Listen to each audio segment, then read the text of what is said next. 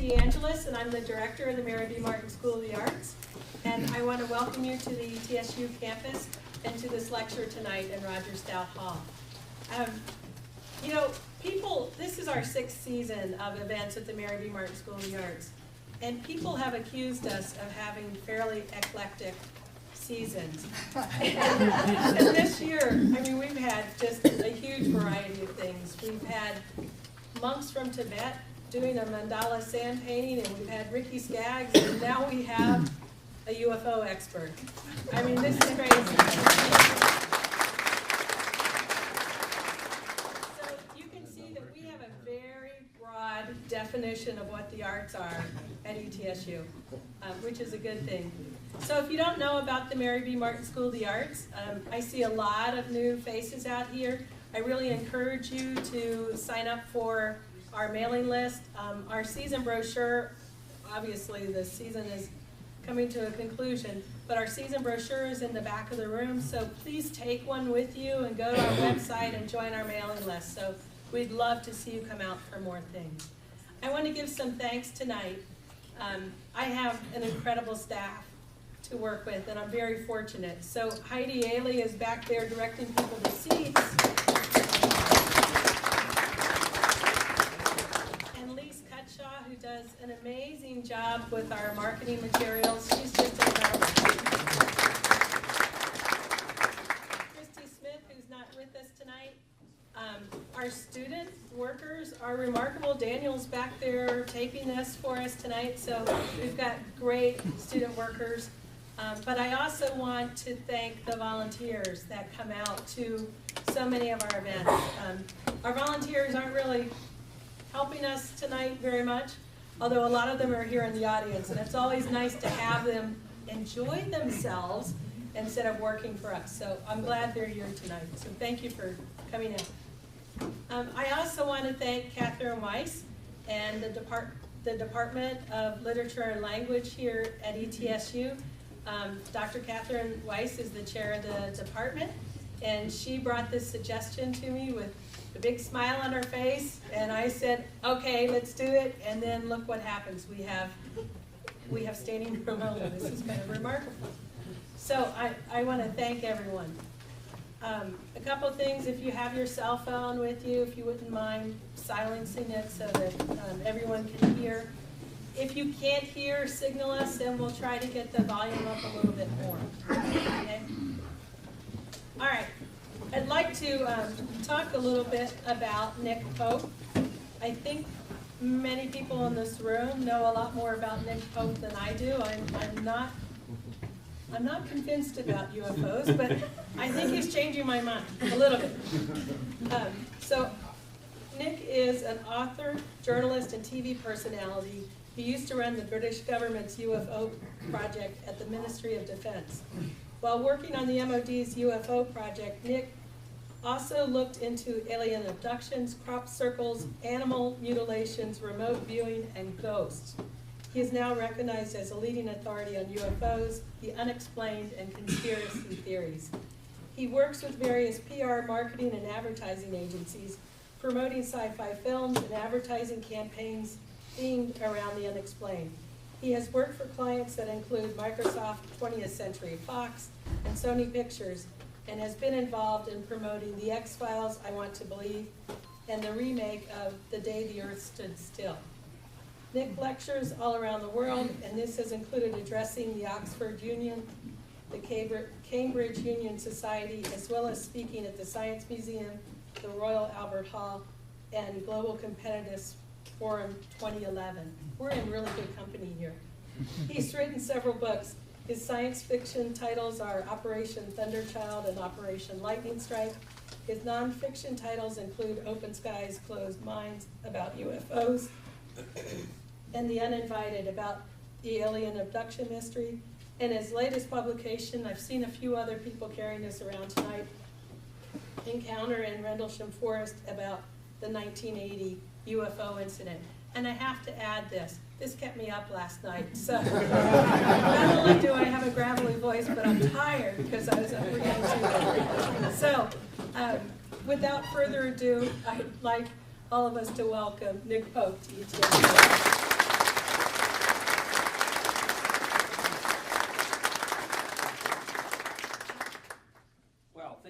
much. I'm going to just dim the lights, I think. Or am I? Yes, so we can see that. Well, I would like to do some thank yous as well. I'd like, of course, to thank Professor DeAngelis and Professor Weiss.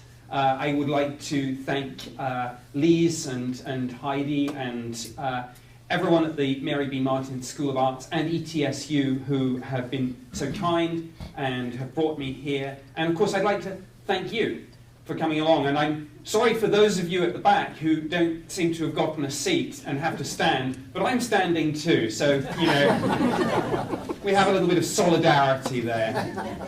And so, I'm going to speak for about an hour and then throw it open to you for questions, comments, and we can have a conversation about all this.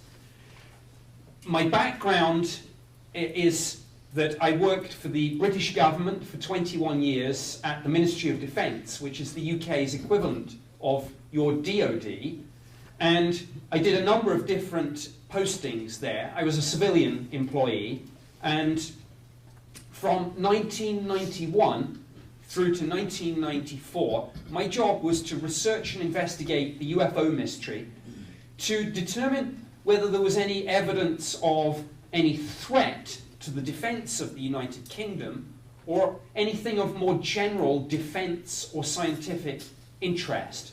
And this work that I did, and obviously the British government had people doing this for decades, so there's a bit of a history. This work mirrored something that you had here in the United States called Project Blue Book, which was the United States Air Force research program into the UFO mystery.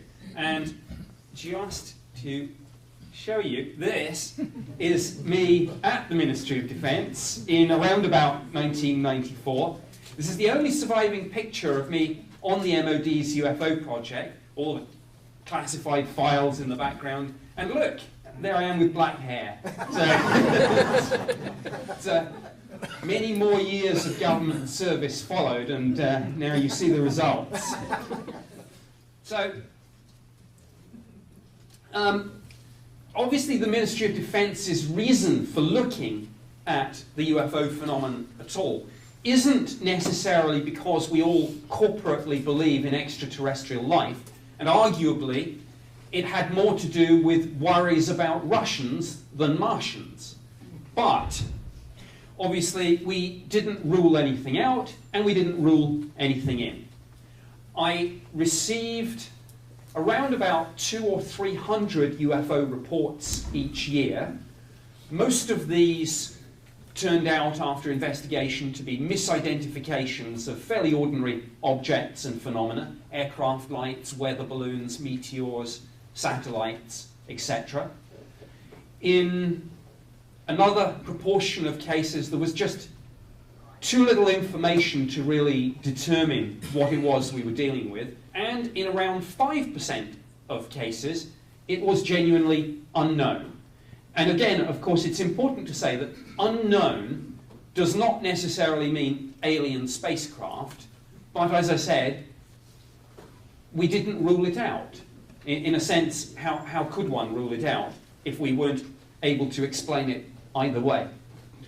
So I think what's interesting is that a few years ago, I don't know whether an event like this would have been put on at a university. I think the political, the media, the academic, the scientific establishment were, you know, a little bit wary of this sort of subject. A few years ago, talk of other dimensions would have been regarded as crazy. And now, work going on at the Large Hadron Collider, people are talking quite openly about the possibility of verifying some of the more exotic physics theories about hidden dimensions. A few years ago, the UFO subject itself would have been regarded as more science fiction than science fact, and yet, if you look at the mainstream media, I don't know how many of you have followed this in recent months, but there seems to be a ramping up of mainstream media engagement about this subject.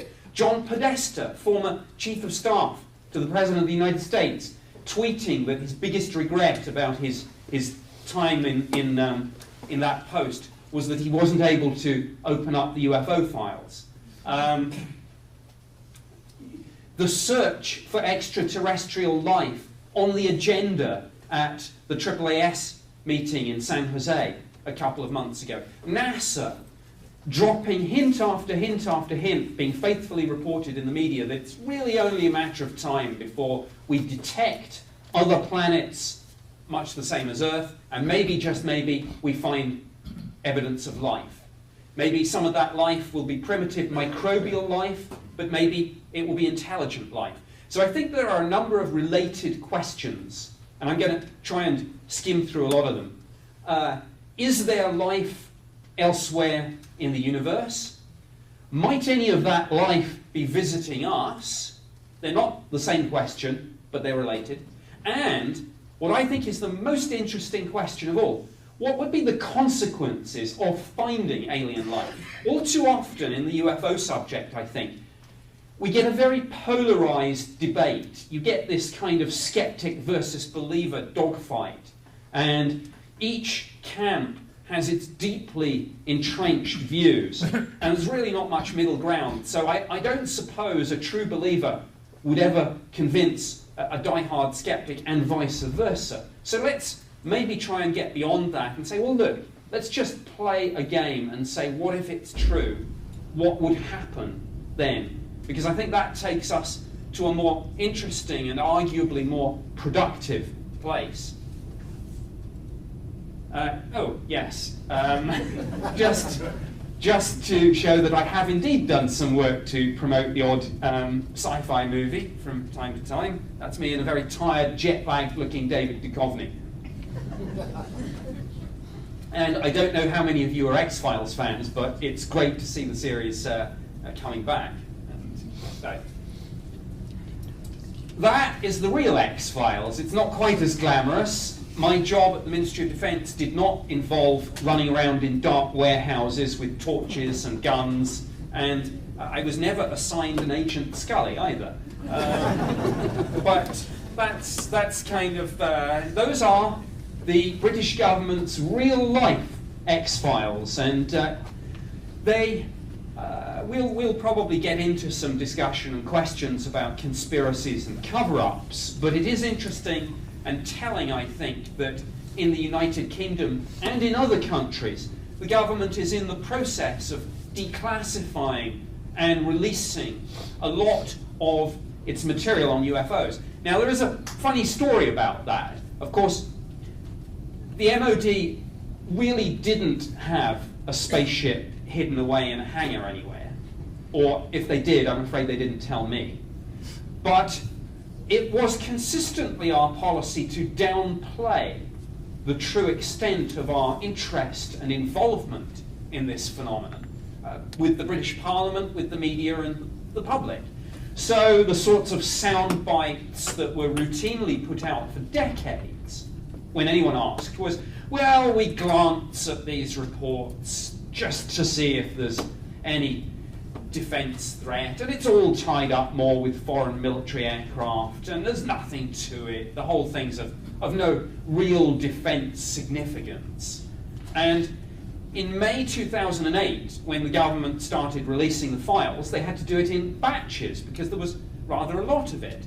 And in the end, and this process is not yet even complete, I know you probably hate audience participation, but let's do a guessing game.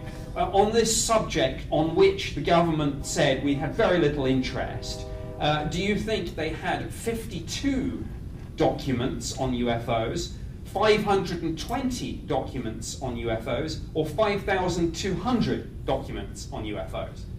Anyone? Okay. With apologies, it was a horrible trick question. I slipped a decimal point. They actually had 52,000 documents, some of which had been classified secret UK eyes only at the time. 52,000 documents, and the process still isn't complete. They still keep finding a few files that they forgot about at the back of the cupboards. So in all, there's going to be around 60,000 documents. Not bad for a subject on which the government said, well, there's no real interest in this. We glance at these reports. 60,000 documents? Wow. Oops, wrong way. I know you hate this as well. This is, I promise, my last bit of audience participation. Can anyone remember what sci-fi movie that is from? Anyone shout out an answer? Last Starfighter. Last Starfighter? Anyone else? Close Encounter. Close Encounter. Okay. It's not actually from any sci-fi movie at all. It is a real aircraft. This is actually an image of something called Taranis, named after the Celtic god of thunder. And I'm pleased to say, in a world where everyone thinks America, is absolutely leading the world, that's British. Hurrah! Hey! We can still build things. And this is, you can go onto the internet, and if you Google Taranis, you can find it on the Ministry of Defence website, in the mainstream media too. That's from the official launch. Does anyone think that they're ever so slightly playing into the kind of sci-fi meme of a spaceship hidden away in a hangar? I do. Anyway, that's the sort of real kind of advanced prototype aircraft and drone that's out there. And if this is the stuff that they are unveiling to the media, what else have they got that's maybe 10 or 15 years ahead of even that? So this was the sort of problem that we faced on the UFO project, when people would tell us about these things. Very often the question was, well, yes, but is it one of ours? And of course, with highly classified information, it's so compartmentalized that unless you're on the program, you don't have the need to know. So very often with UFO investigations, the suspicion was that one part of government was investigating something that might actually belong to another part of government.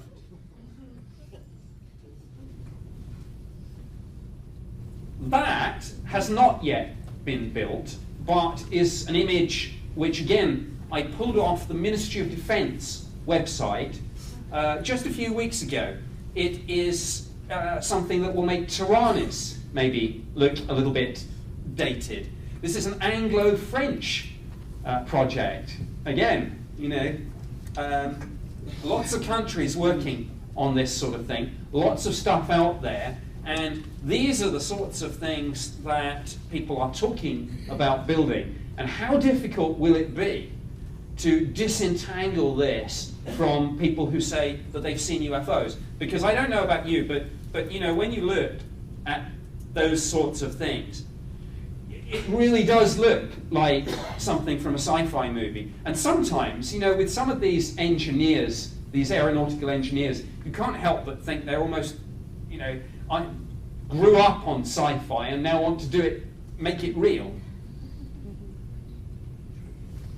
This one, though, let's talk about a real case from the British government's UFO file. In December 1980, near the twin bases of Bentwaters and Woodbridge in the United Kingdom. Now, these were on British soil, but these bases were actually part of the US military presence in Europe.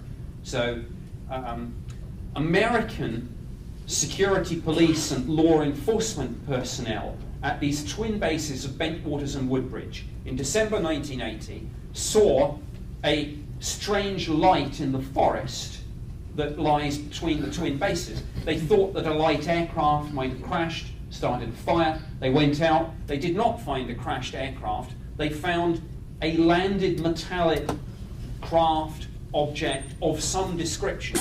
This is a sketch of it made by one of the witnesses, Sergeant Jim Penniston. And for those of you who watch any of these UFO shows like Ancient Aliens, you may recall having seen Jim Penniston and his colleague John Burroughs, with whom I co-wrote the book Encounter in Rendlesham Forest. But this is Jim Penniston's sketch of this UFO that was on the ground. And one of Jim's things was that he was a specialist in aircraft recognition, both NATO and Warsaw Pact. And he said, look, this was like nothing I'd ever seen before in my life, and it had these kind of strange symbols on the side. And he was perfectly familiar with the Cyrillic alphabet, and he said that was not it. It was more like some sort of bizarre Egyptian hieroglyphic pattern. This object, whatever it was in a small clearing in the forest. It stayed there for a while.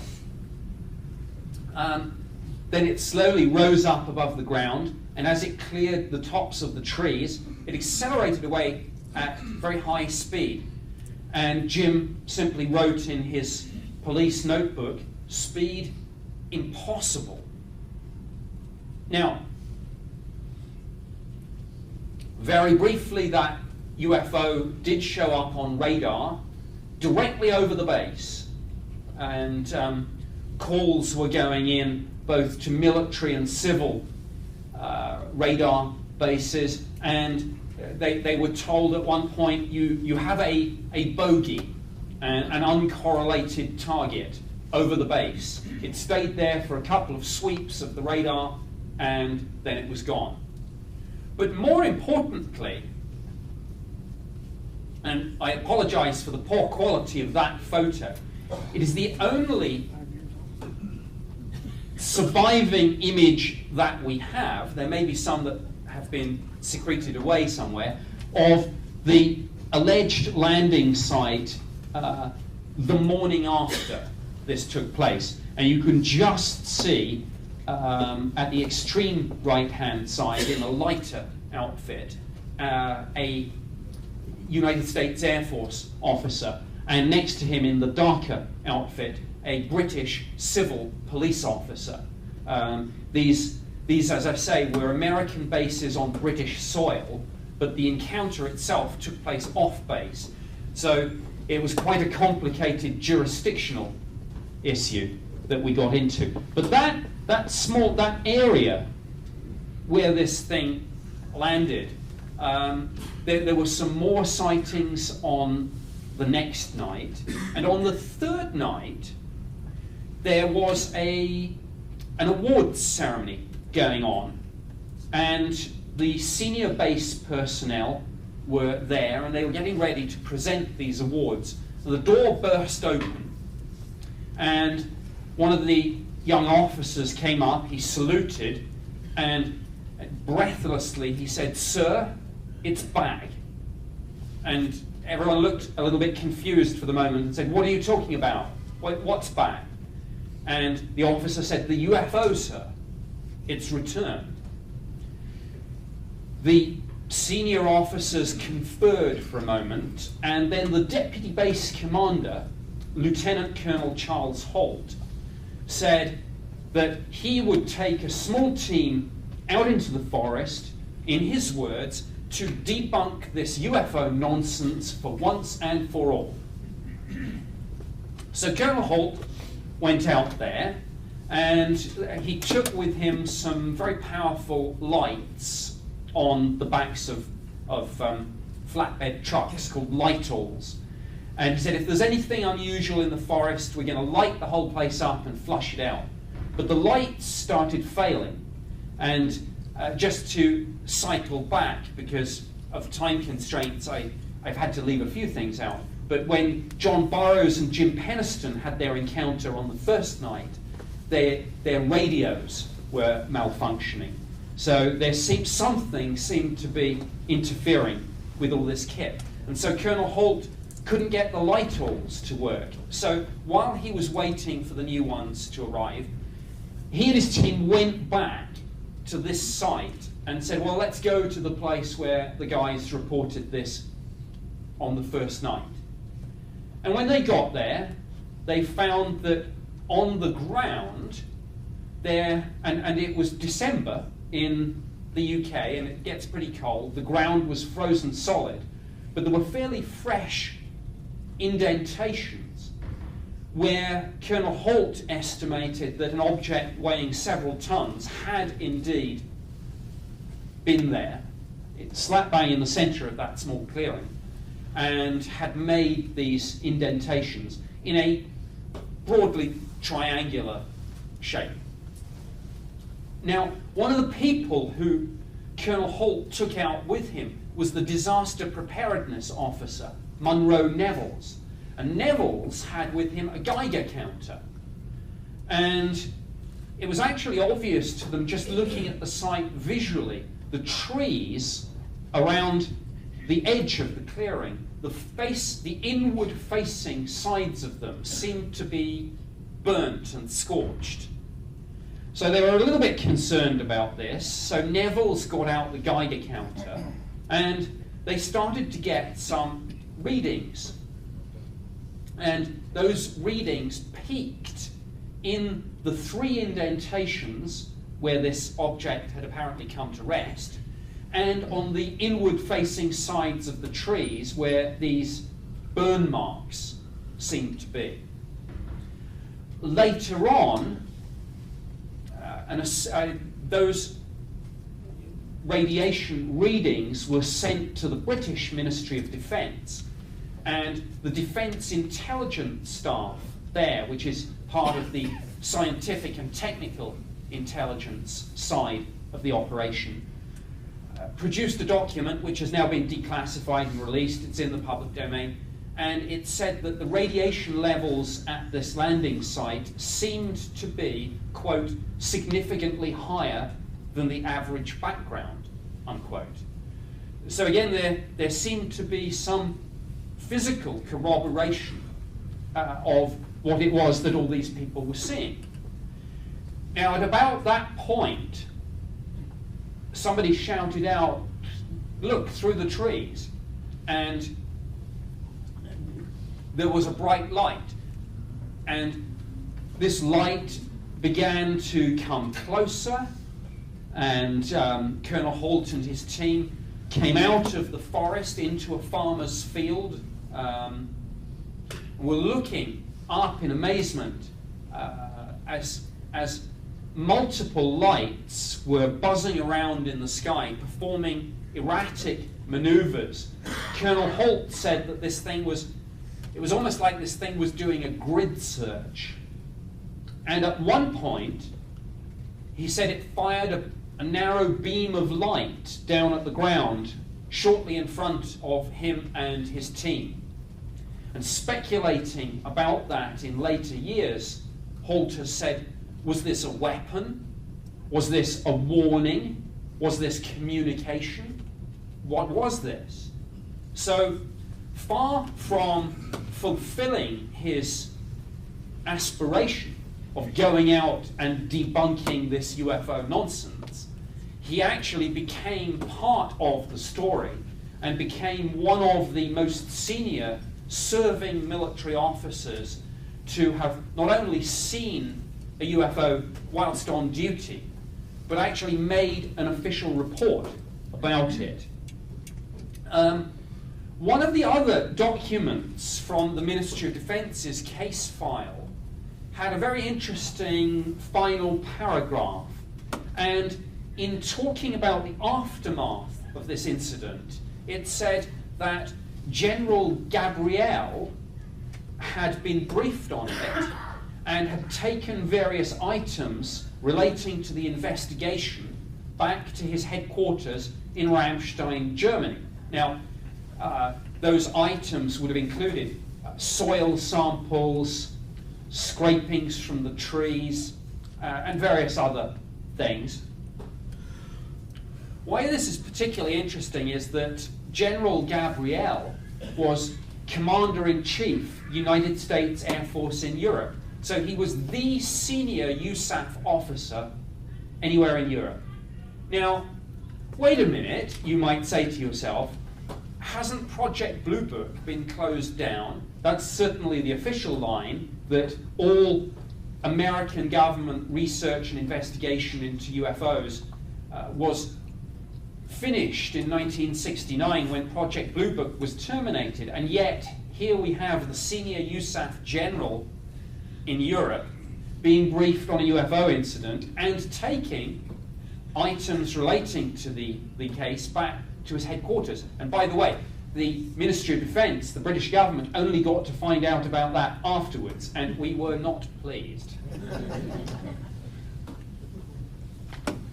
If you read that document, it finishes up by saying, perhaps it would be reasonable to ask whether we could see this too. Well, us Brits have a very restrained and diplomatic way of saying things, but you may take that as meaning that we were absolutely furious. And that's the book that I recently co-wrote with the two witnesses at the heart of this incident. And that's just my latest sci-fi novel, which I just put in for no apparent reason other than a sly book plug. But actually, I think I will come on to that, because it does, joking aside, it does lead us on to this whole issue of extraterrestrial life. And I mean, even if you've never read a UFO book, even if you're someone who's not seen any of these shows on TV, chances are that image will resonate with you, and chances are that you will have heard of Roswell, even if you are a die-hard skeptic and think it's all rubbish, because Roswell, 1947, when something, we don't know what, crashed, and that image are now so firmly embedded in the public consciousness and in pop culture that these concepts of UFOs and science fiction and indeed cover-ups and conspiracies through shows like The X-Files become inextricably bound up with each other. But I can dip back to some cases, but I said earlier that that one of the most interesting things about all this, I think,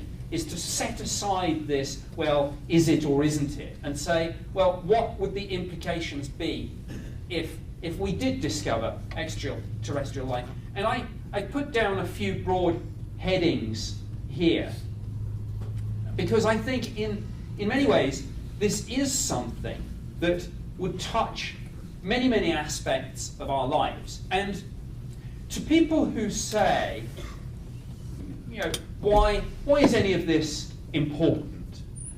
I always say a couple of things, and these are two of my, I suppose, best known sound bites on this whole question. The first one is that actually on the question of, does any of the UFO data hold up? Is any of it compelling? Or is it all just misidentification, hoax, and delusion? I say this: the skeptics have to be right every single time, but the believers only need to be right once, and everything changes. That's one thing. The other response to the question, why is any of this important, is that I think questions like, are we alone or not in the universe, and are we being visited, are some of the biggest and most profound questions we can ask ourselves. But actually, that question of are we alone or not in the universe might, of all the big philosophical questions that humankind has asked over the years, that might just be the one we could answer. And all sorts of other questions, about does consciousness survive death of the physical body, all those sorts of metaphysical, religious questions, maybe we'll never know. But if there is extraterrestrial life out there, we might actually discover it, and we might do it in a scientifically verifiable way, for example, that wouldn't need any debates about wormholes or warping space-time. There are, as many of you may know, a group of radio astronomers who use powerful radio telescopes to listen for evidence, for the fingerprints of these extraterrestrials, a signal from another civilization. And Some of these radio telescopes are very powerful. There is currently construction, I believe, has just begun on a radio telescope called the Square Kilometre Array, which is expected to be fully operational by the end of the 2020s. I know, a little way, but worth waiting. It will be sufficiently powerful that it would be able to detect something. It would be able to detect a typical airport radar system at a distance of 50 light years. So if there are any detectable civilizations, certainly in our little corner of this one galaxy, the Square Kilometre Array might find them. And if you look at the exponential rise in the power of both things like radio telescopes and the computer that you need to process the data, I mean, we can do things now that would be unheard of 5-10 years ago. So, as I say, it's a big and profound question, but we might be able to get an answer. And if we could get an answer, why wouldn't we want to? It would be arguably the most interesting and impactful scientific discovery of all time. And, you know, so I think these sorts of questions are worth asking. In case anyone thinks no one's really asking this outside of a tiny fringe group, that's not true. In 2010, I attended 2 Royal Society discussion meetings in the United Kingdom. And the Royal Society is arguably one of the most prestigious scientific bodies in the world. It recently celebrated its 300th anniversary, so it's got a little bit of a pedigree to it. Previous members and fellows include Sir Isaac Newton, Albert Einstein, more recently Stephen Hawking. And the first of these 2 meetings that looked at this whole question of life out there was called The Detection of Extraterrestrial Life and the Consequences for Science and Society. And the Astronomer Royal, don't you love these British titles that we have? The Astronomer Royal, the Queen's Astronomer, chaired the discussion. And the second meeting was entitled Towards a Societal Agenda on Extraterrestrial Life. So if anyone thinks no one's really taking this seriously, you know, it's just a tiny bunch of radio astronomers, but other scientists aren't interested. That's not correct. These meetings were multidisciplinary. There were physicists and astrophysicists, but there were also psychologists, anthropologists, theologians, all coming together to ask 2 questions. How's the search for alien life going? And what happens if we find it? And one of the biggest and most controversial questions of all is this: what do we do if we pick up a signal? And many of you will have maybe heard Stephen Hawking speak about this. And there's a very famous quote where he said, "When we encounter extraterrestrial life, it will be like when the European explorers encountered the Native Americans. Only this time," he warned, "we, planet Earth, we will be the Native Americans." So Stephen Hawking said we ought to think very carefully before replying to a signal from an extraterrestrial civilization, or doing what other people say we should do, is forget this listening for signals. Let's start trying to send our own incredibly powerful ones. But I think one of the fascinating... So yeah, us government types, we can do jokes. This was actually one of the most controversial questions, was even if we could get beyond this question of should we reply, if we decide to reply, who would send that reply? Would it be the President of the United States, arguably the most powerful individual on the planet? But actually, leader of only one country in the world. There are many, many countries, and there are many political persuasions. Secretary General of the United Nations might be a little bit more inclusive, but would we really want a bureaucrat being our first encounter with extraterrestrial life? The Pope, any religious leader? Well,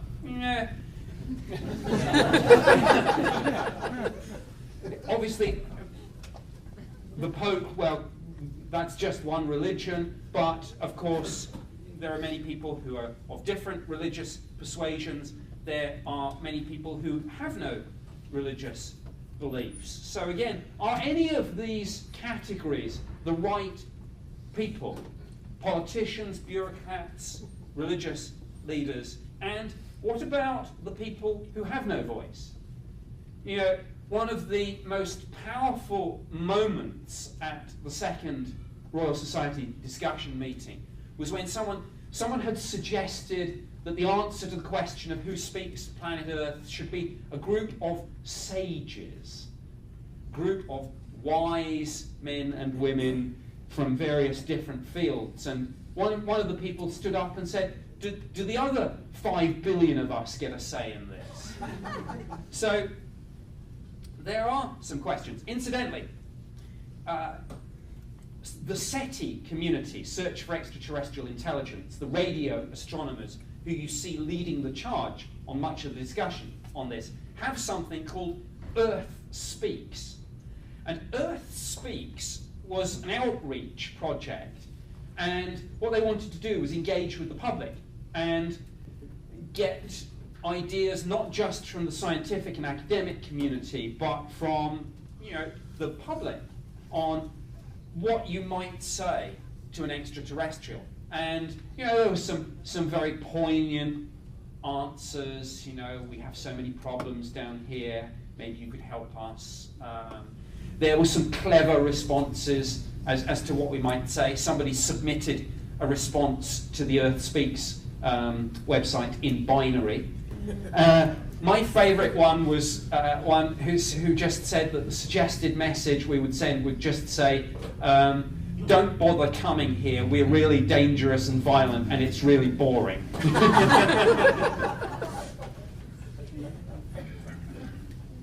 And what would we say? What would we say? And if we did pick up an alien message, could we even understand it? And then if you could interact, whether they land on the White House lawn or whether, and I know that light speed means that it takes years for the signal to arrive and years to come back, but let's just say, because these are the sorts of philosophical questions that I think people would ask. And those are some of the questions that we might want to ask, or we might not. We might have other questions. Whoops, that's too far. But should we? One of the, I suppose, holy grails of all of this is that we wouldn't so much get a message, but we would tap into what Timothy Ferris called the galactic internet, that in a sense there would be a sort of cosmic Facebook with civilizations as they become communicable, posting the sum total of their knowledge. And the idea that perhaps if we can ever detect such a thing, if it's out there, we could download the Encyclopedia Galactica, if there is such a thing. But then that poses the question, should we? And at first it might seem a crazy question. Of course, why wouldn't we want to? But what if they have given us what they benignly think would be, unlimited energy? Well, there's that great line in the movie The Medusa Touch with Richard Burton, where he says, we find out what powers the sun and we make bombs out of it. So actually, there might be information in there that might be quite harmful. And then there's another question. When you go to school and college, if you're given all the answers on a plate, you don't really learn. So whilst it might be interesting to tap into the Encyclopedia Galactica and get all the answers, maybe we shouldn't. Maybe we should find these things out for ourselves. But then that takes you to a difficult moral area. Should we make our own medical discoveries so that we can thrive as a species and learn and evolve? Well, maybe we should say yes. But what if you have a loved one who has cancer? Then you just want to download the cancer cure straight away, if it was out there. So those are some of the more sort of philosophical questions that I think might arise from extraterrestrial contact. Now I'm going to dip back out again before I go to Q&A. I'm going to talk about another case from the MOD's UFO files and the edge of our terrestrial technology. So it's something you would want to take a look at. So there were these two Air Force bases, and a UFO flew over one of them and was witnessed by a patrol of Air Force police. And then it flew over, a couple of hours later, a second military base. And I interviewed the next day the meteorological officer from this Air Force base. And I tell you, his voice was still shaking as he described to me a huge, flat, triangular-shaped craft moving very slowly towards the base at a speed of maybe no more than 50 or 60 miles an hour, 3 lights at each edge on the underside of this thing, and one larger, slightly fainter light in the middle. He said there was a low-frequency humming sound coming from this craft. He said it was unpleasant, one of those sounds that you can feel reverberating through your body, like standing too close to a bass speaker or something. And he said that the craft was maybe no more than 200 feet above the ground. As I say, going very slowly. Suddenly it fired a pencil-thin beam of light down at the fields just beyond the perimeter fence. Not too dissimilar from what Charles Holt said about the beam of light. Other witnesses have reported this too. I always looked for the threads that bound these things together, the connecting things. This low-frequency hum is something that comes up from time to time in some of the more compelling reports. So he said that this thing passed about 200 feet above the ground and maybe about 200 feet to his side. So maybe not directly over the base, but very, very close to it. And suddenly, he said, the light beam from this thing, which was not a wide beam, it was a pencil-thin beam like a laser. The beam just flicked off, and from this very, very slow speed of 50, 60 miles an hour, this huge, impossibly massive craft just accelerated away to the horizon in an instant. And I asked him to try and put a figure on it, and he said, well, many times faster than a fast jet, a military jet, something like an F-16 or something. He said orders of magnitude beyond that. And this was a man with 8 years' experience in the Air Force. And as I say, his voice was still shaking when I spoke to him the following morning. And he said, all I can tell you is I've never seen anything like that in my 8 years in the Air Force, and I have absolutely no idea what it was that I encountered. Reports, we did a huge investigation.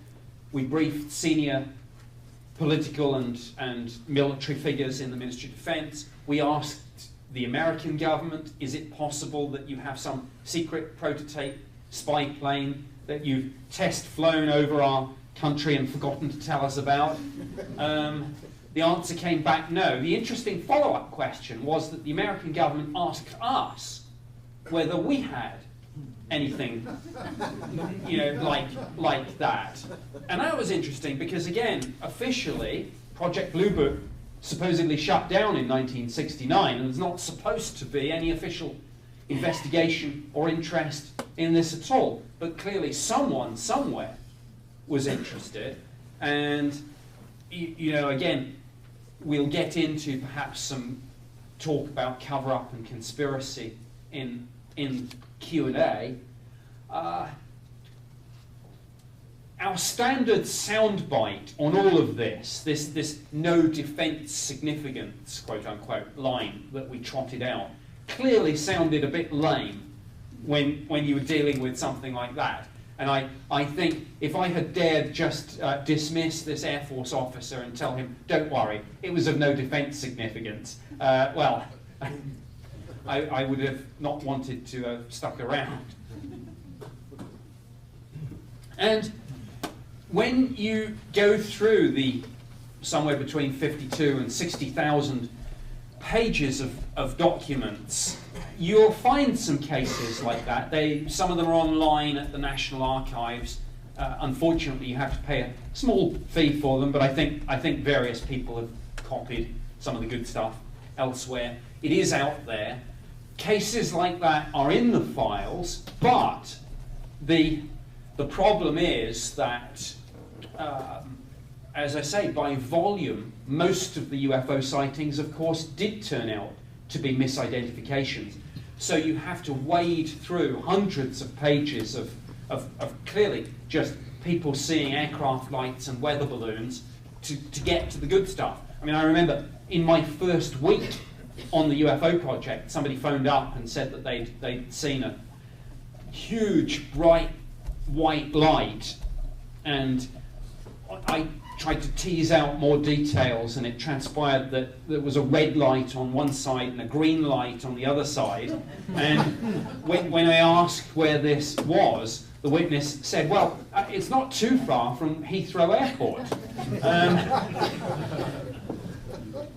And you have to wade through an awful lot of that, and then suddenly you get to the good stuff. The Rendlesham Forest incident, the incident that I mentioned from 1993, which is generally known as the Cosford incident. Sometimes the categories of cases that gave us most cause for concern, of course, were near misses between UFOs and military and indeed sometimes commercial aircraft.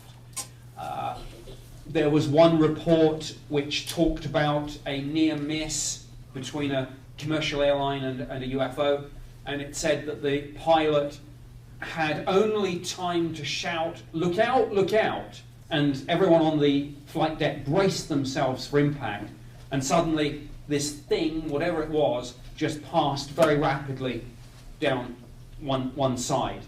And,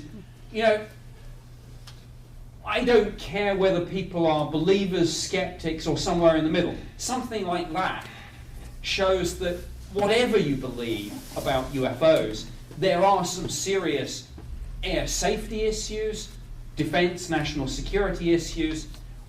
As I say, whether you think these things are Russian, Martian, whatever you think, we ignore these things, I think, at our peril. So, again, is this a case of dumping all this information out into the public domain with a few really, really good cases in amongst a whole lot of fairly low-level stuff? I suppose it's a perfect illustration of the old saying that we sometimes had in government, that the best place to hide a book really is in a library. And I think that sort of thing does go on. But I think I'm going to just make a couple of concluding remarks and then throw it open for a wider discussion on all this. And obviously in just about an hour or even slightly less, but to give everyone the chance to ask questions about this, I can really only scratch the surface of what I think is a vast body of information and a huge archive of case files. I mean, I hope that in this short presentation I've given you a brief glimpse into what I suppose really are the real life X-Files, and I hope that as well with the more philosophical part about the implications, and I hope we can particularly get into some of this in the discussion, politics, religion, whatever it is. This is going to be a hugely impactful subject, or is it? And I say that with a slightly mischievous expression, because one of my other colleagues, who's a retired colonel called John Alexander, who looked at this issue in the US, and of course, so comes from a similar perspective, when it comes to this subject, as do I. He's talked about this sort of stuff too, and we all agree that yes, this could arguably be the most important scientific discovery of all time. It would affect all sorts of things from political agendas to religion, personal paradigm and worldview, science, technology. But as we'd said, does any of that, if we found alien life, if we encountered them, if we got the answers to any of it, does any of that mean that I don't have to go to work tomorrow? And sadly, even if we find extraterrestrial life, you probably will have to go to work tomorrow. But I think, I don't know whether or not we're being visited. I honestly don't. If anyone has got a crashed spaceship hidden away in an Air Force hangar, as I say, even with a top secret security clearance and the need to know, I didn't get told. If that does exist, I don't know. So are we being visited? I don't know. But I think some of the UFO cases are maybe more interesting than people might suppose. And as I say, the believers only have to be right one time, and they've won their argument. But I don't know. As to life out there in the universe, absolutely, absolutely. I'm sure there is. And if there is, they should be detectable, because civilizations, if life evolves and becomes intelligent, and intelligence seems to be a pretty good survival strategy, we're doing reasonably well out of it. If they're out there, we'll find them. And I believe that ours will be this will be the generation that finds it. So throughout history, people have looked up to the skies and wondered what's out there. All of us here in this room might just get to find out. Thank you very much for listening. And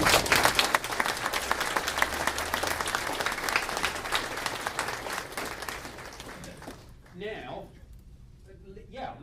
let's go to questions. And I don't know how people want to work this, but if anyone's got a question, why don't you raise your hand, I'll point, and then shout it out. And Nick, could you turn the lights back up? Yes. Thank you. I could. Is that? There we are. Yes. I wonder if anyone here has had a UFO experience or knows someone that has, and if they have, then let them tell us about it. Okay, let me take that question, and before we do that, let me do two things with it. First of all, if anyone in the audience has seen a UFO or had what they believe to be a UFO or extraterrestrial experience, please raise your hands. That's an interest. Keep those hands up, please. Of those people who've seen a UFO, how many of you actually made a report to anyone? Not as many. What do you Yeah. mean by report? Well, did anyone who's seen a UFO report it, either try to report it to the government or contact the media or a UFO organization like MUFON? And I think what that shows us is that I think there was actually quite an interesting, a reasonably significant proportion of people had seen a UFO. But of those people who had seen it, an awful lot hadn't reported it. Possibly, and this is something that I came across in my government work, either through fear of not being believed or fear maybe of being ridiculed. And that was always a problem to us at the Ministry of Defence. We knew that we were only really looking at the tip of the iceberg when it came to these reports.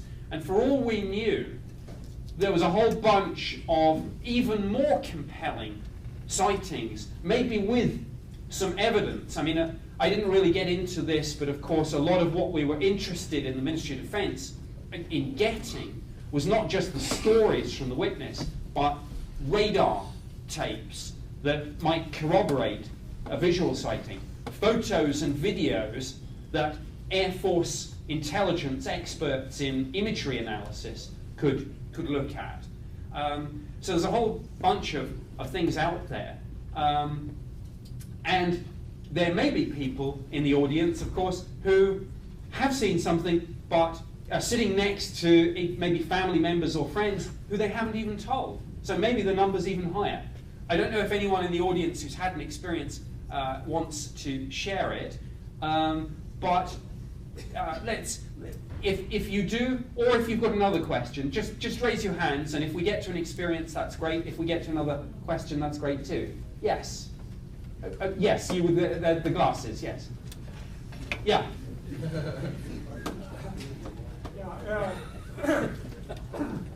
In 1969, October, very clear night, I came into my mother's house late at night. I noticed a big white light above her house. I went into the house, spent a few minutes to get my binoculars, see what it was. Came back out, looked through the binoculars, still looked just like a big white light. I would say this thing was huge. It was big, maybe a couple hundred yards up above her house. Now, by the time I get back, I hear the roar in the distance of airplanes. I look way over the horizon, about 20 degrees this way, 20 degrees that way. There's two planes I can barely hear. This light is not making any noise, totally quiet. All of a sudden, there's two things come out of the bottom of this light. One shoots toward that plane, one toward that plane. I thought they were rockets. I thought they were going to blow the planes up. They were there in a flash. I mean, like half a second, they were there. One followed that plane, one followed that plane for maybe 3-4 seconds. They did reverse, zip, right back to the big white light. The white light started glowing bright orange. I'm afraid this thing's going to explode. So I was ready to run to the house, but when it got a bright orange, it went straight up in a half a second. It was totally out of sight. So I don't know. I only know two things. It happened like it was yesterday. Something I never forget. I mean, just like it was last night, I saw this thing. It was intelligently controlled. Whether it was our Earth, I first thought maybe it's one of those nighttime refueling operations, you know, with the planes and them going to get together.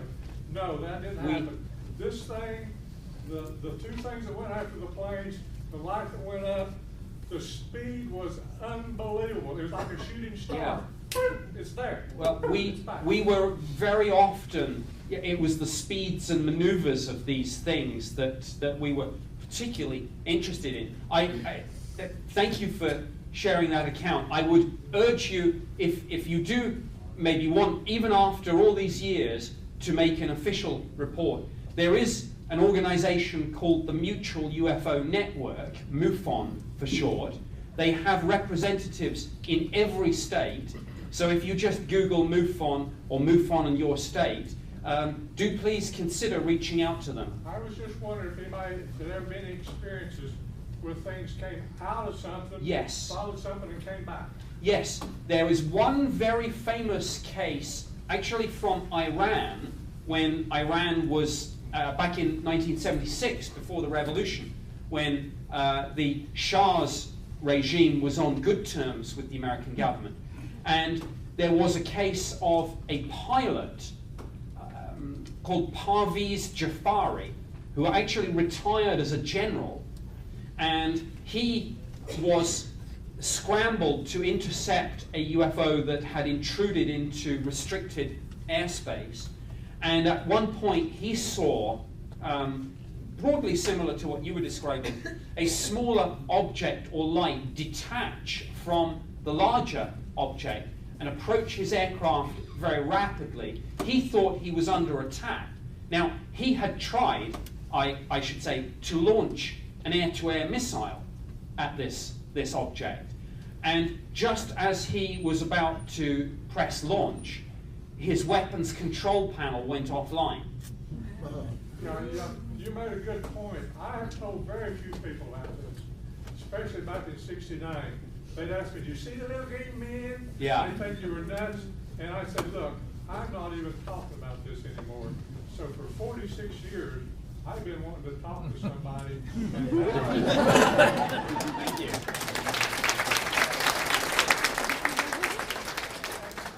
times are different now. They are. You know, and I feel more about talking. I'm also will be 70 years old in May. I want to get this told before I die. Sure.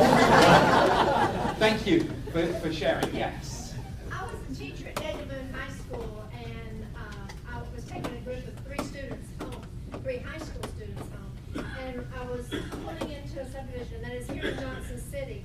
And as we were pulling the subdivision, it was about 7 o'clock in the evening, and I think it was around, sometime in the late 70s, early 80s, somewhere around in there.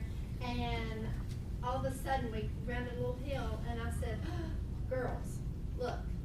And out in the yards, people were watering their grass.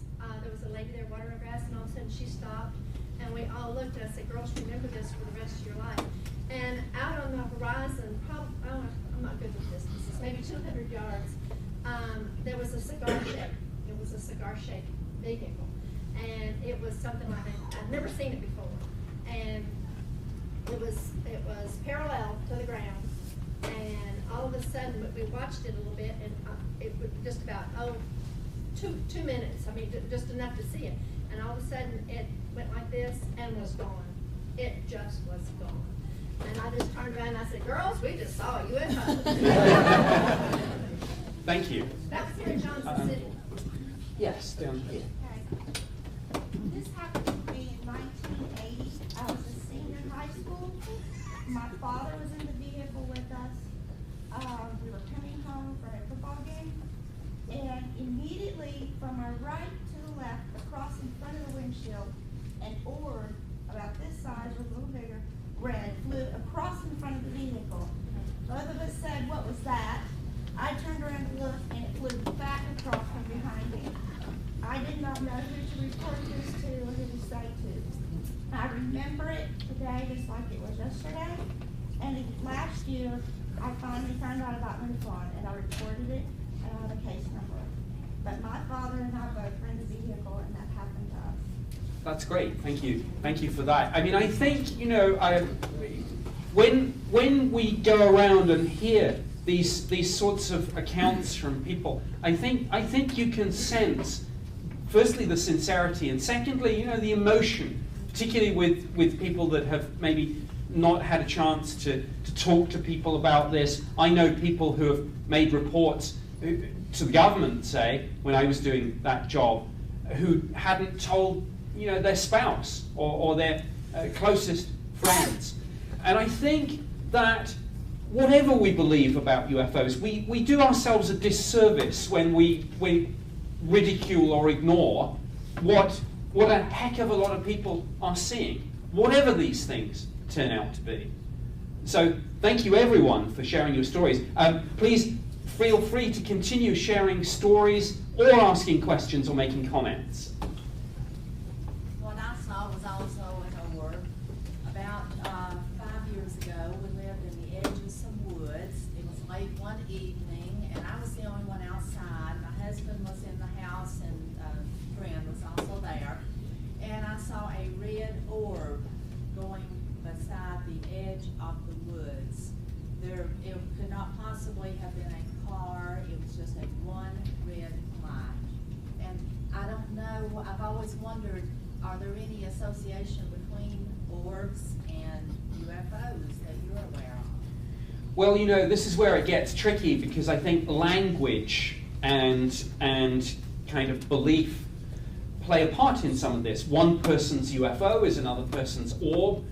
Other people might say, well, it's just ball lightning. But even amongst meteorologists, there's no universal acknowledgement that ball lightning even exists. The Ministry of Defense in 2006 declassified a report codenamed Project Condign, which speculated that some of these reports might be due to exotic atmospheric plasma phenomena that science and meteorology doesn't yet fully understand. But sometimes I think that's just a fancy shorthand for we just don't know. And governments don't like to say we don't know. And that's one of the reasons, I think, for the secrecy. I'm not a great believer in a huge X-Files type cover-up, but I do believe, certainly, and I know that there have been consistent policy to downplay all this, and part of the reason why is that no government can really say, yeah, there's something in our airspace. Occasionally they're seen by pilots, military personnel, tracked on radar. There are some near misses with planes, but hey, we don't know. No government likes to be put in that. The governments exist on projecting power and authority. They don't like to say we don't know. So that's one reason, I think, for what has been a consistently defensive and unhelpful attitude on the part of many governments all around the world on this subject. Right at the back. What event made you a believer? Well, I'm not sure that I would classify myself as a believer. I think, though, that in terms of the events that made me think, well, hey, whatever it is, there's more than just swamp gas here. I think certainly the Rendlesham Forest incident that I mentioned is one of them, and the Cosford incident is another. But Rendlesham in particular, and I mean, in the book that I've just written, it's almost like a perfect storm of everything that makes a UFO case compelling. Multiple witnesses over a series of 3 nights. Those witnesses were in the military. The UFO was tracked on radar. There was physical trace evidence. There is a paper trail of government documents, the authenticity of which is not disputed. They're on the government's own website. So I think, I'm not saying that I'm a fully paid up believer, but in terms of what certainly shifted me along the spectrum somewhat, it is the Rendlesham Forest case. I read the book, and in it, one of the witnesses says that he thought, at least I'm remembering this, that they weren't maybe something from another planet, but us from the future. Yes. What do you think about that? There are, I mean, I think sometimes, mainly because of the influence of science fiction, we do maybe get a little bit overly focused on what's known as the ETH, the extraterrestrial hypothesis. But amongst the believers, there are, not perhaps equal in number, but there are certainly those who subscribe to the theory that what we're dealing with is either some sort of intrusion from other dimensions, and interesting that, of course, I mentioned CERN and the Large Hadron Collider, so such things are not quite as far-fetched as they might have sounded a few years ago. But yes, there are a number of people who say that we might be dealing not with extraterrestrials, but with time travelers from the future. And I mean, one of the arguments that proponents of that theory put forward is they say, well, you know, that's not exactly, you know, the sorts of bug-eyed monsters that you see in some. That's kind of humanoid, and maybe that's us from the year whatever. So yeah, there are certainly a number of people, including Jim Penniston, who say maybe this is from the future. And I know there's certainly one professor, Ronald Mallett, who's published some theoretical papers on time travel. So yeah, if you haven't already checked out Ronald Mallett, check out his work. Yes. The thing that was outrageous and made me quite mad in your book was the fact that Burroughs and Penniston were unable to gain access to their very own medical records so they could be treated by the VA for PTSD and other health issues. And this all came out in your book Yes. last year, right in the middle of the VA scandal that you heard about. What is the status of that situation for these men? Yeah, I didn't have time to go into that side of it, but because of their close approach to this object, whatever it was, both John Burroughs and Jim Penniston believe that health problems that they have had and continue to have are attributable to this UFO. And so they have an attorney, and they were engaging with the VA to try and get this, and they were told, sorry, your medical records seem to be classified. We can't get them to your physician. Some six former congressional representatives, Republicans, Democrats, and Libertarians, all came together to co-sign a letter to the President of the United States about the Rendlesham Forest incident and about John Burroughs and Jim Penniston. And whether it's due to that or whether it's due to the continued involvement of a very tenacious attorney called Pat Frascogna, I don't know, but John Burroughs recently did get from the VA a full settlement. And there were a couple of mainstream media outlets that picked up on that. And one of the interesting things about that case was the VA had said, no, we're not going to release this. And then the attorney said, well, you do realize we have, through the UK's Freedom of Information Act, a declassified document, codenamed Project Condign, that says the well-reported Rendlesham Forest incident is a case where it might be postulated that witnesses were exposed to UAP radiation for longer time periods than normal. Confronted with that document, the VA settled. Now, UAP, by the way, is simply a Ministry of Defense kind of jargon for UFO. It's unidentified aerial phenomena. In many of our internal policy discussion documents, we use that more scientific sounding term just to try and get away from the pop culture baggage that unfortunately the term UFO has. Jim Penniston has kind of dropped out of this lately, but I know that the attorney is still involved. Some of the other witnesses, there were other witnesses too, there is talk maybe of a class action at some stage. So the story is still ongoing, but John Burroughs at least did get, literally within the last, I think, month or so, his full settlement from the VA. So that's good news. Yes? It sounds like there's not very much communication between different countries in regards to any incidences like this. I mean, Yes. you had the Ministry of Defense and you all worked on your cases, so you couldn't, did you have someone like you could call in the United States or Canada or? No.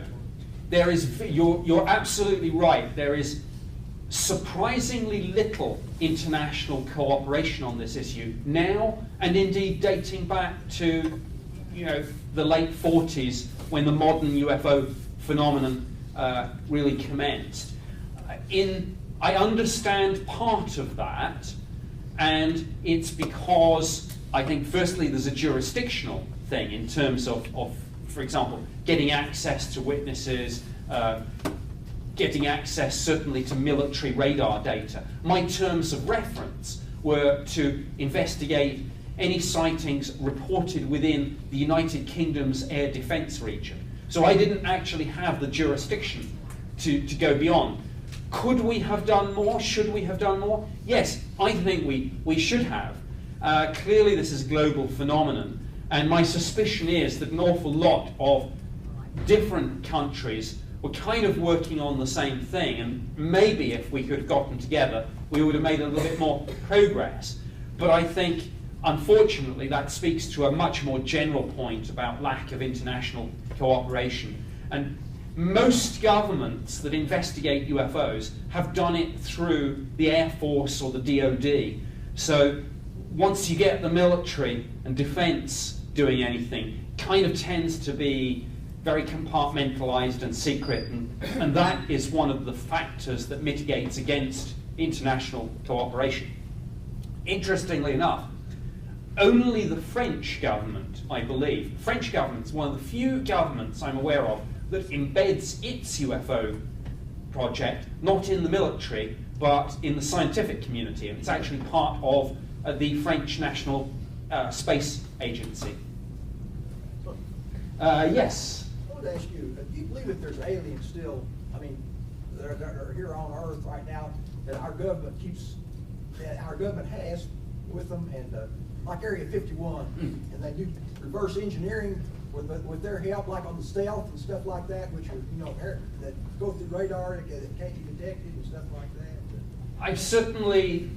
I've heard a lot of people claim that that's true. There are certainly some whistleblowers, like Bob Lazar is, I suppose, the most famous one, who have said, yes, that's true. I have not been able to personally verify any of that. So, there's an old saying in the intelligence analyst community, interesting if true. I don't know, I'm afraid. I've heard the stories, but I can't verify any of it. At the back there?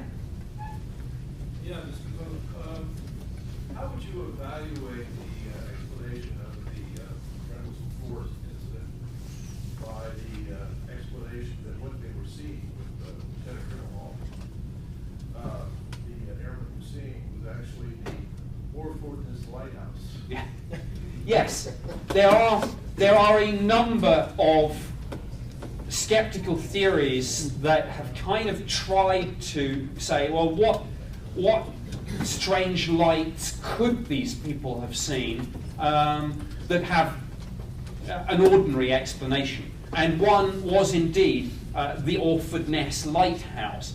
The problem with that theory was, and I've been to Rendlesham Forest many times to film TV documentaries and news stories on this. And I've gone back and I've actually walked the ground, and the problem is the topography. From most of the locations where the people were actually seeing the UFO, the lighthouse is not visible, and even when it is, it is a tiny pinprick of light on the distant horizon. And of course it doesn't explain any of the radar or the physical evidence. I went there most recently last year with a film crew, and the director said, we've got to do the lighthouse theory, let's go there. And we drove like about 12 miles to get there, got out of the car, and it was still in the distance. And I won't tell you what the director said, but it was it was like, oh, let's get back in the car. This is a crop. I mean, there are, so, yeah, but some people say, well, maybe it was the lighthouse shining through the trees. Other people have said maybe it was the lights from a police car or a burning pile of manure. Yeah, I think sometimes some of those skeptical theories are even more bizarre than saying, well, maybe. Yeah. I live between Johnson City and Jonesboro. Last fall, approximately 10:30 p.m., moonless sky, no clouds. I had my dog out at that time, and peripherally I picked up something west, which is Jonesboro. It was a iridescent blip about the size of a normal star. What was interesting is I followed this blip from about 10 degrees above the horizon to the middle of the sky, and it appeared to make a 90-degree turn, which I could not see, but I counted 1, 2, 3, 4, 5 going south. This took approximately 3.5 to 4 seconds. I thought it was quite interesting. Yeah. It obviously wasn't a satellite. Sure. I mean, those sorts of The maneuvers. motion was very steady, Mhm. no wavering, and I thought it was rather interesting. Matter of fact, the dog even looked up. Right. Thank you very much for that. Are you familiar with Paul Hellyer and the work he's doing, and Dr. Greer and the citizens hearings that they had in the last couple of years? Yes. Okay. And in fact, I actually was one of the people who spoke at the citizens hearing. For those that haven't heard of this, some activists in the UFO community feel so strongly that the government isn't doing this but should be, that they've said, and their catchphrase is, if Congress isn't doing its job, we'll do it for them.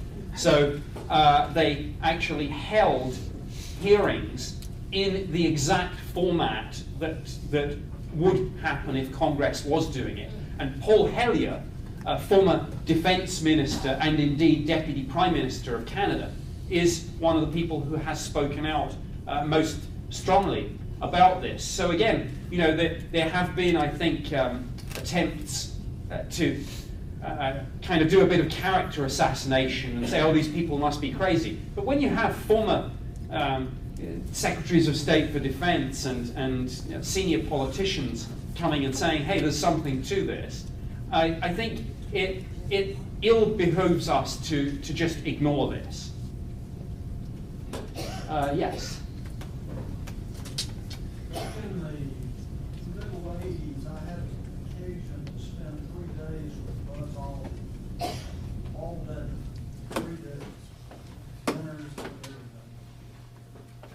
I asked him a couple of questions. One of the questions I asked him was, did you really go to the moon? I got a real quick answer. The other question I asked him is, I said, did you encounter anything that you thought was unusual and you didn't expect to encounter? His response to me was, he said, I saw things I can't discuss, but we are not alone. Right. Thank you very much for that. Astronaut sightings, I mean, there are entire TV shows on astronaut sightings, and NASA's Unexplained Files is one of them. Pilots tend to be reluctant to be too public in their comments about this. I don't know how many of you have heard of a UFO encounter that took place at Chicago O'Hare Airport in 2006. The airline concerned basically ordered its pilots and employees, do not discuss this with the media. And it was only when a crusading reporter with the Tribune started making FOI requests that all this stuff that had been denied turned out actually to be true. So if pilots are warned off from this kind of thing, you can imagine that NASA's not too keen on its astronauts discussing these things. But as you've shared, I think when you meet some of these people privately, they'll go a little bit further. And some of them, I think Story Musgrove is on the record with certainly quite a very interesting unexplained sighting. again, skeptics might say, well, maybe some of that relates to a kind of secret but terrestrial space program. So there's always a kind of counter-argument. But yeah, thank you for that anecdote. Yes? I mean it sort of humorously, but have you ever been followed by the Men in Black? I've never been followed by the Men in Black, but I suppose having done this for the government, I've been accused of being one of the Men in Black. Was there? Yes. I have 2 comments. Sure.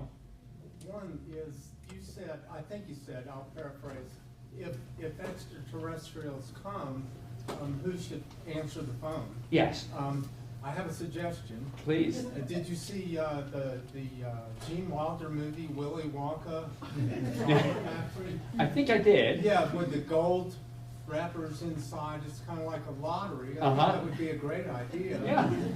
Instead of having our leaders who would argue about it. Yeah, and why not? Because arguably, a typical person, might actually be more representative than a leader, be it political, religious, or whatever. So if that shows up in your next book, I want a piece of it. I've never met him before. And my other comment, I'm a clinical psychologist. I've been in practice since the late 80s. And I guess tonight's the first night I feel like that I've been doing for a long time, maybe what you've been describing. Part of my job is to decide whether people are out of touch with reality or not. And so I weed through a lot of that stuff, in your words, to get to the good stuff. And over the years, I've had a number of people not only talk about UFOs, but about abductions, and the things that go along with that, their bodies. Sure. No, thank you for sharing that. And I think again, it shows that we do everyone a disservice when we ignore what people say. Sure, I don't think anyone would pretend that in the field of UFOs, as in many fields actually, but yeah, there are some crazy people and some charlatans. But most of the people are entirely sincere and have genuinely seen something or experienced something that they can't really match up with anything more usual. And there's a marvelous line in the movie Close Encounters of the Third Kind that I think sums that up very well. And it's where the government types are getting together and saying, well, why these people? And one of the quotes is, these are ordinary people in an extraordinary situation. And I think that sums it up quite nicely. Yes? In your government, was there any type of contingency plan if aliens contacted us for mass hysteria and controlling the population? No, there wasn't. And I actually, one time I got into trouble with the UFO community because to promote one of the video games I was doing, I wrote a spoof alien invasion war plan based on declassified Iraq war documents, and an awful lot of people thought it was real. And it wasn't. But no, there is no contingency plan at all. Should there be? Yes, I don't see why not. I think the problem would be how you defend it. But I think you could say that government does have plans for a lot of low probability, high impact scenarios, like a Carrington event, like a comet or meteor impact. So why shouldn't it have one for that? Because, and we haven't had time to get into any of this, but of course there are a number of, if we did get into, for example, actual face-to-face contact, there's a biohazard issue. And indeed, certainly in terms of the space program, NASA certainly has an office of forward and back contamination. So there are questions. But the next step would be, what would it do to the spiritual structure of the population if if so many people believed for so long that there was nothing there, and then all of a sudden something appeared, friendly, intelligent, what would the ramifications be on society as we know it? Well, there's a theologian called Ted Peters who has done some research into this, and he was one of the speakers at the Royal Society discussion meeting. He polled a lot of religious people of different faiths and said, if extraterrestrial life, including intelligent civilizations, were found, what would be the effect on your faith? Because you hear a lot of people say, oh, there'd be panic in the streets, it would, you know, people's religious faith would collapse. Actually, it transpired that people said that their religious faith would either not change or would even be strengthened. The interesting postscript to that was that each religion thought that their particular denomination would deal with it really well, but everyone else's would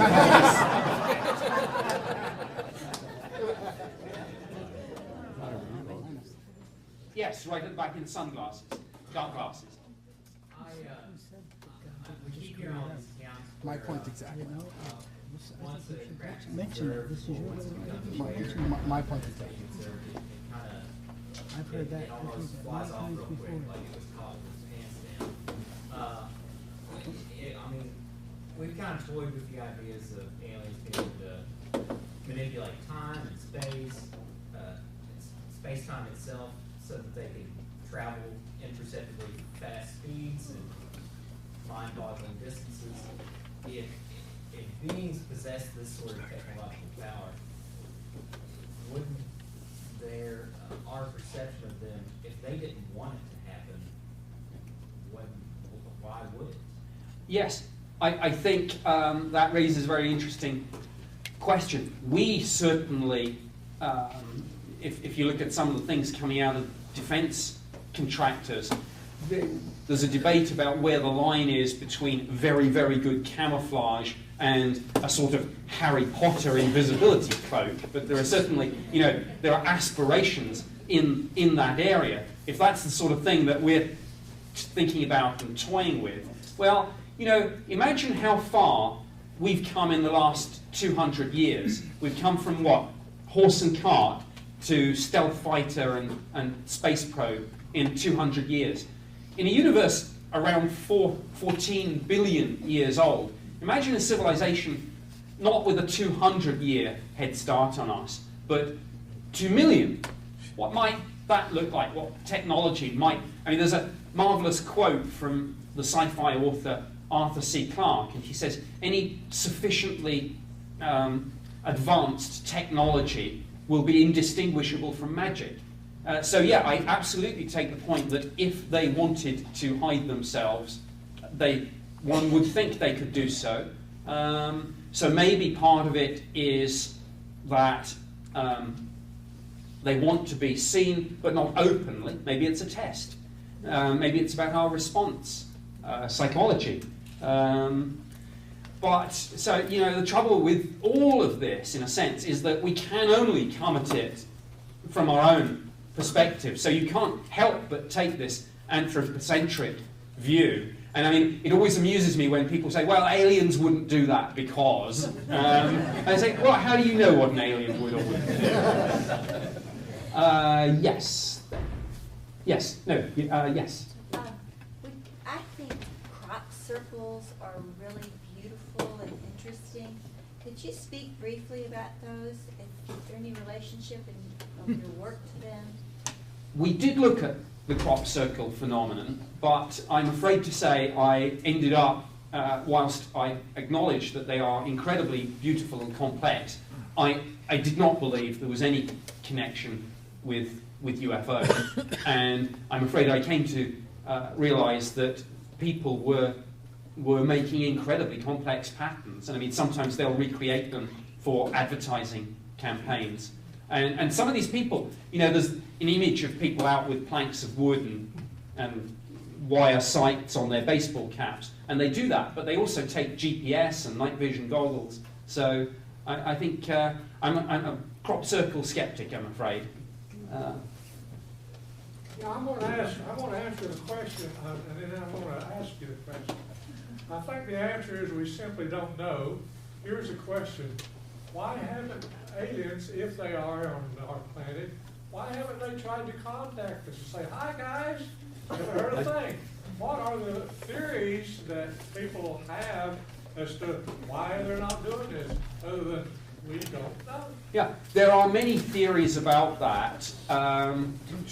Probably one of the most popular responses to the why don't they land on the White House lawn, well, apart from the fact that we'd start shooting at them, but one of the most popular answers to the question why no open contact is the idea that it's an anthropological answer, and to a civilization so advanced that there may genuinely be little left to discover and invent, the direction in which younger emerging civilizations will go might just be the last thing in the universe of any interest to them. And the moment there is open contact, that there's contamination, and the idea of what might this civilization go on to do and becomes meaningless, because there's the mingling. So I realise that I've just answered by really saying it's the prime directive from Star Trek. But that probably is the answer. I suspect I'm being told that we should probably take one more question. The good news, I think, and I do apologise to those that did not get a chance to ask something, there is a reception, I think. In room 120 down the hall. In 120. So to anyone who didn't get to ask a question, I apologise, but we can continue the conversation. Could we have someone who hasn't asked anything before? Yes, over there. What about Roswell Well, in New Mexico? I mean, from what I've heard, it's a fenced-in area, and they actually are supposedly supposed to have a UFO that crashed there. So what's the deal with that? something undoubtedly did crash near Roswell, New Mexico in 1947. The problem is that because this is now so many years in the past, virtually none of the direct witnesses are with us anymore. So sadly, with that and with the absence of any contemporary government documents, we will maybe never even know. Believers say it was an alien spacecraft. Skeptics say it was a weather balloon. In a sense, Roswell is perhaps the perfect encapsulation of the polarity that one sees in the debate about the UFO phenomenon. Aliens or weather balloons. So I'm afraid I can't answer the question, but it is perhaps the ground zero of the modern UFO mystery. And with that, I will thank you again, and I'll hope to carry on the conversation.